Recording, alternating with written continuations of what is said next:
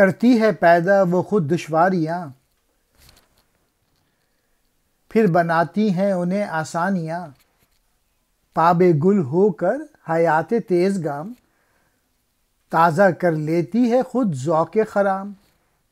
ساز اس کے سوز میں خواب دیدہ ہیں، دوش و فردہ حال کے زائدہ ہیں، دم بدم مشکل گر اور آسان گزار، دم بدم نو آفریں اور تازہ کار، مثل بو رہتی ہے ہر دم رہ سپر، سانس بن کر کرتی ہے سینے میں گھر، اپنے ہی حلقوں سے بنتی ہے ذرہ، تکمہ بن کر ڈالتی ہے خود گرہ، دانا ہے جب تک تو خود ہے برگ و بر، کھول کر خود آگ بنتی ہے شجر، یہ لباس آب و گل بنتی ہے خود، دست و پا اور چشم و دل بنتی ہے خود، آپ ہی ہے تن گزینی زندگی، خود ہے محفل آفرینی زندگی، ہے اسی صورت سے میلاد امم، زندگی مرکز پہ ہوتی ہے بہم، حلقہ و مرکز ہیں مثل جسم و جاں، دائرہ ہے جیسے نقطے میں نہاں، قوم کا مرکز ہے اصل ربط و نظم، ہے فقط مرکز سے قائم ضبط و نظم، رازدار اور راز ہے بیت الحرم، اپنا سوز و ساز ہے بیت الحرم۔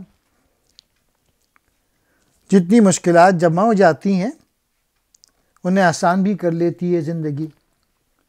زندگی بہت تیز رفتار ہے، لیکن کبھی کبھی زمین پر گر کر کیچڑ میں پھنس کر کھڑی ہو جاتی ہے تاکہ چلنے پھرنے کا ذوق دگنا ہو جائے۔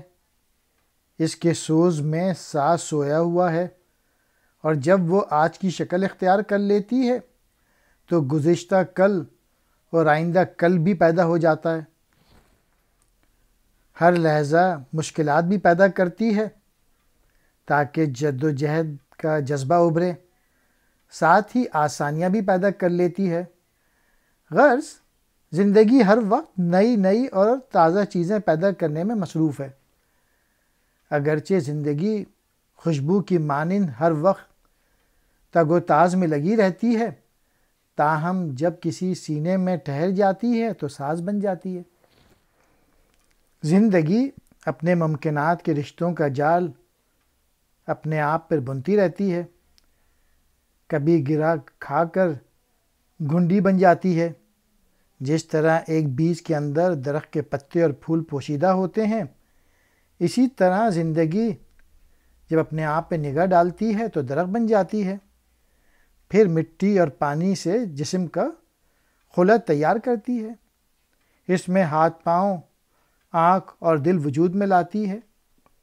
اس طرح جسم تیار ہو جاتا ہے تو اس کی خلوت میں زندگی جا بیٹھتی ہے۔ اس خلوت میں ہزاروں انجمن بروئے کار لاتی ہے۔ قوموں کے پیدا ہونے کا دستور بھی اسی طرح سے ہے، یعنی زندگی ایک مرکز پہ جمع ہو جاتی ہے۔ مرکز کی حیثیت دائرے کے لیے وہی ہے جو جسم کے لیے جان کی ہے۔ دائرے کا پورا خط اس کے نقطے یعنی مرکز میں سمٹا ہوا ہوتا ہے۔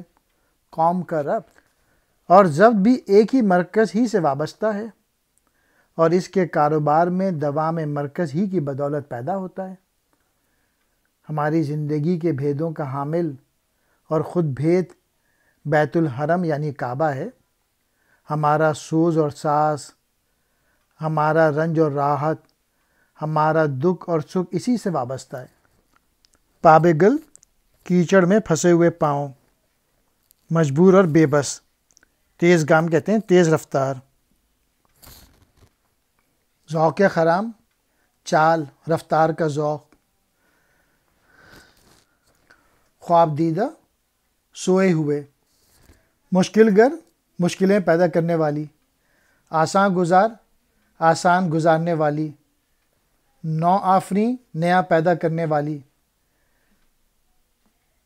تازہ کار، نئے سے نیا کام کرنے والی۔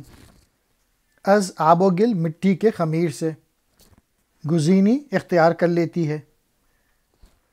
میلاد قوموں کے وجود میں آنے، ساز مراد ربط و ضبط، میل ملاپ۔